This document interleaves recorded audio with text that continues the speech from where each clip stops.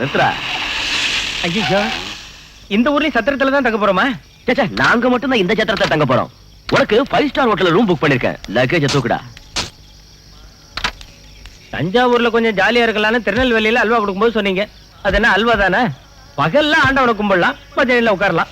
நைட்லயாவது கொஞ்சம் என்டர்டைன்மெண்ட் வேணும்ல. தற்சமயம் கோவில் ஒண்ணுதான் என்டர்டைன்மெண்ட். நீ செஞ்ச பாவலாம் இப்படியாவது தேரட்டும். இந்த பாருங்க, இந்த மாதிரி கோயில் குளம் சுத்த வச்சீங்கன்னா நான் சாமியார் ஆயிடுவேன். அதுவும் பிரேமானந்தா மாதிரி. லட்சுமணா, என்னடா புலம்புற? ஒண்ணும் இல்ல தாத்தா, நல்ல சாமி படம் இங்க எந்த தியேட்டர்ல ஓடுதுன்னு கேட்டேன்.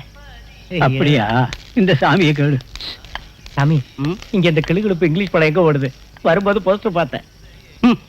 என்ன ஒரேடியா முறுக்கிட்டு போற? எங்களை பார்த்தா இங்கிலீஷ் படம் பாக்குறவனா தெரியல உனக்கு?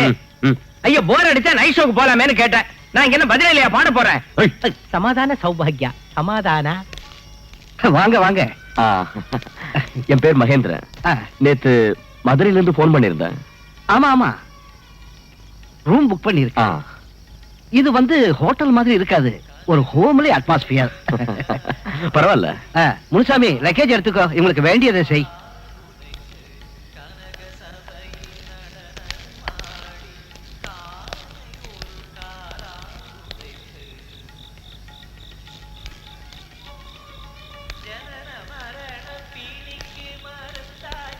கோயில்ல பாடுறப்ப பார்த்தேன், முன்னாடியும் பார்த்திருக்கேன். எங்கேன்னு தான் ஞாபகம் வரல. முகம் நல்ல ஞாபகத்தில் இருக்கு, குரலையும் கேட்ட மாதிரி இருக்கு. இருந்தாலும் சரியா கவனம் வரல. கவனம் வந்துருச்சு. சிவபுரம் மகாதேவ பாகவன், உங்க கச்சேரிய நிறைய கேட்டிருக்கேன். இப்பவும் உங்க குரல்ல ஒரு குறையும் இல்லை. சந்தோஷம். எப்பவோ கேட்ட குரலையும் என்னையும் இப்ப ஞாபகம் வச்சுக்கிட்டு விசாரிக்கிறீங்களே, அது நான் செய்த பாக்கியம். ரொம்ப சந்தோஷம். என்னை எங்கேயாவது பார்த்த ஞாபகம் இருக்கா உங்களுக்கு? தெரியல, இப்ப எல்லாம் ஞாபக சக்தி குறைஞ்சு போச்சு, மன்னிக்கணும். பரவாயில்ல. இவனோட அப்பாவை, அதாவது என் மகனை பாவதற்கு தெரியும். பாலக்காடு கலெக்டரா இருந்த விஸ்வநாத மோகன். விஸ்வநாத மோகன், என்னால மறக்க முடியுமா அந்த பேரை? சந்தோஷம், ரொம்ப சந்தோஷம். ஒரு தடவை கலெக்டரோட பங்களாவில் நாங்க இருந்தப்போ விஸ்வநாதனை பார்க்க பாகவதர் அங்க வந்திருந்தீங்க. அந்த ஏரியாவில் எங்கேயாவது என் கச்சேரி நடக்குதுன்னு தெரிஞ்சா உடனே வந்துடுவான். சரியான சங்கீத பைத்தியம். என் சங்கீத வாழ்க்கையில ஒரு சங்கடமான சூழ்நிலையை நானே ஏற்படுத்திக்கிட்டேன். விஷச்சாராயம் குடிச்சு ராவும் பகலும் வீட்டையும் கூட்டத்தையும் மறந்து இருந்தேன். அப்ப புத்திமதி சொல்லி திருத்தி என்னை நல்ல வழி கொண்டு வந்தான். 7 ஜென்மம் எடுத்தாலும் அவங்கிட்ட நான் பட்ட அன்பு கடனை தீர்க்க முடியாது. அவன் இறந்த விஷயம் 5-6 மாசம் கழிச்சுதான் எனக்கு தெரிஞ்சது. உங்களை இங்க பார்க்கிற பாக்கியம் கிடைச்சது. சந்தோஷம். விஸ்வநாதனோட மகன், அதான் அந்த சிரிப்பும் முகவெட்டும் அப்படியே இருக்கு. தீர்காயுசா இருப்பா.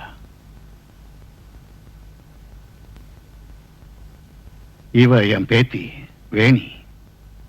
சொந்தம் சம்பாத்தியம் இப்ப எல்லாம் இவதான் எனக்கு.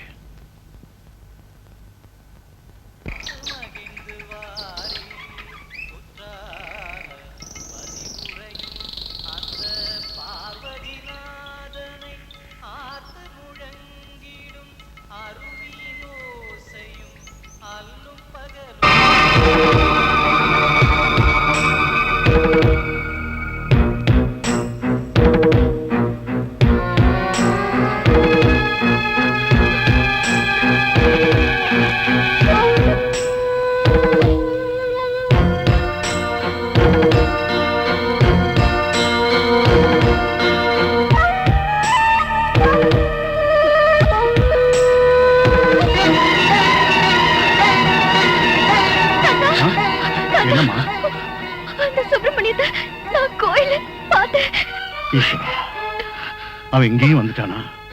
உன்னை பார்த்துட்டானா? அவன் எனக்கு தெரியல, நான் ஓடி வந்துட்டேன். பயப்படாதமா.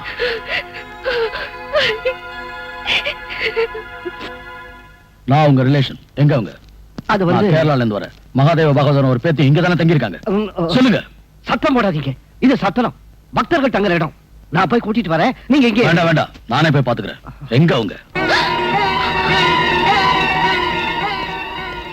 நீங்க கடலுக்கடியில போய் ஒளிஞ்சிருந்தாலும் சுப்பிரமணியம் வருவான். என்ன பத்தி உங்களுக்கு தெரியல.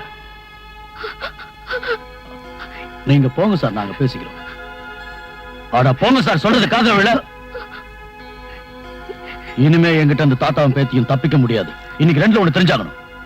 சுப்பிரமணி, தயவு செஞ்சு கொஞ்சம் பொறுத்துக்க கூடாதா? உனக்கு பயந்துட்டு தான் நாங்க ஊரை விட்டு இங்க வந்திருக்கோம்.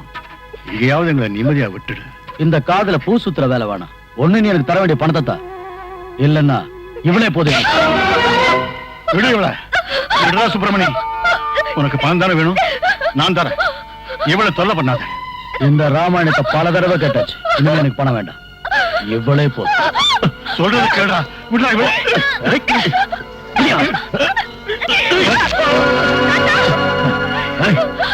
பாடி. என்ன என்ன தகராறு? தகராறெல்லாம் ஒண்ணு இல்ல, இது எங்க ஃபேமிலி மேட்டர். என்னமா அது? அவளை விடு. என்ன? அவளை விடு. விடலன்னா? விடுல. விடலன்னா? போயா.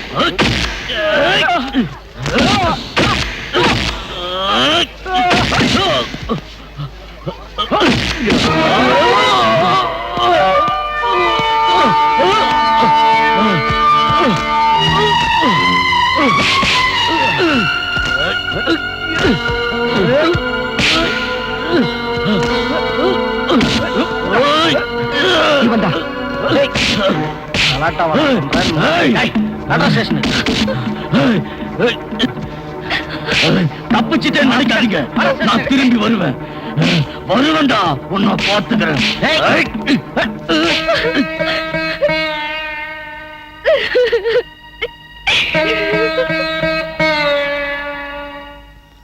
நானும் என் குழந்தையும்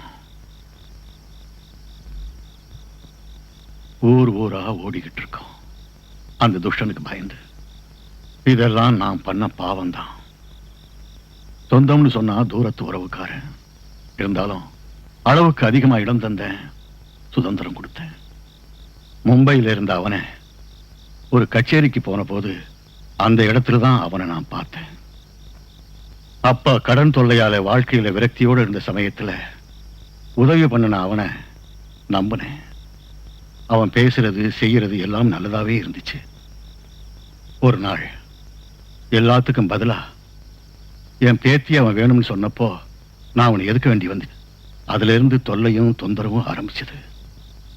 இல்ல, என் பேத்திய அவனுக்கு கொடுக்க விரும்பல. சின்ன வயசுல இருந்தே கஷ்டப்படுறதான் வேணி தலையெழுத்தா போச்சு.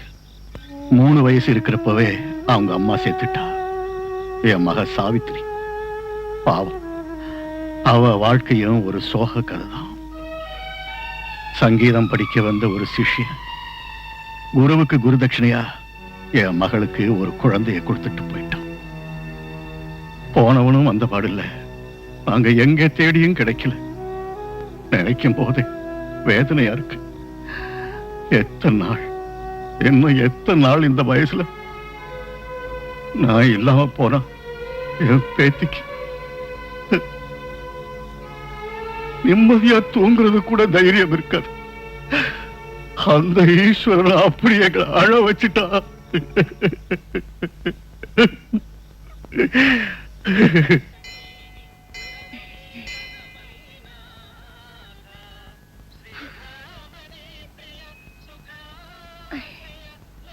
தாத்தா,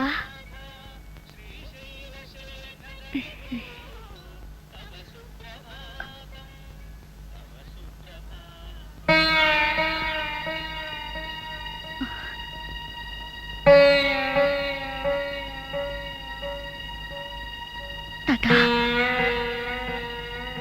தாத்தா,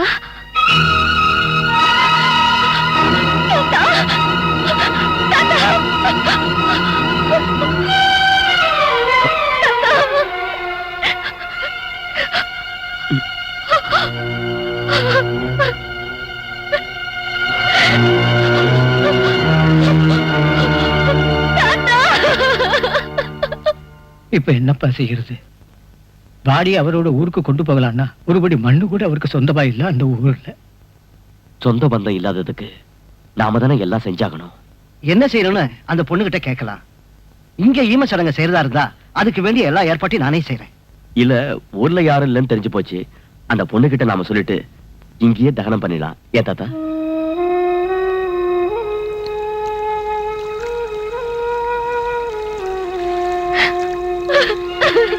யார் கொல்லி போட போறா? அது யாரு கொல்லி போடுறது? மகி,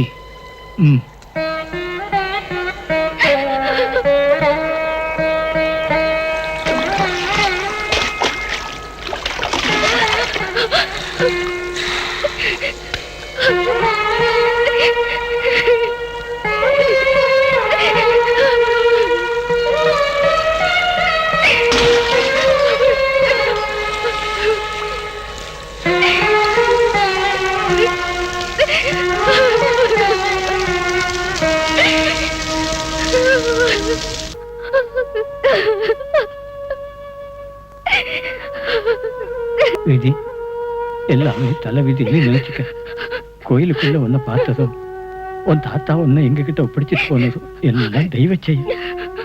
உன்னை இங்க தனியா விட்டுட்டு நாங்க யாரும் போக மாட்டோம். நீயும் எங்களோட வந்துடுமா. யாரும் இல்லைன்னு வருத்தப்பட வேண்டாம். எங்களை யாரோன்னு நினைக்காத வேணி. தாத்தா பாட்டி இருக்காங்க, அண்ணன் ஸ்தானத்துல நான் இருக்கேன். புறப்பட்டு வாமா எங்களோட.